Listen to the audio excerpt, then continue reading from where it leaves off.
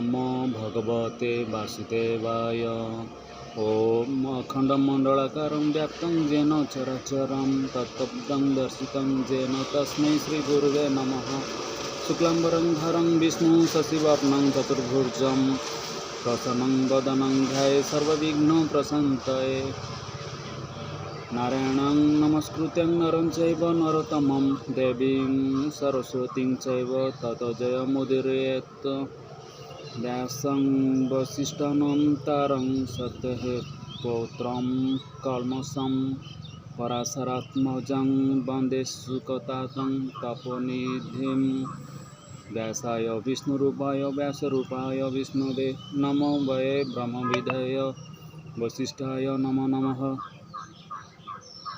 अच्युतर्वन्दनं ब्रह्मादिबाहुरपरहरिः अभालोचनं शम्भुर्भर्गवान् बादरायणः।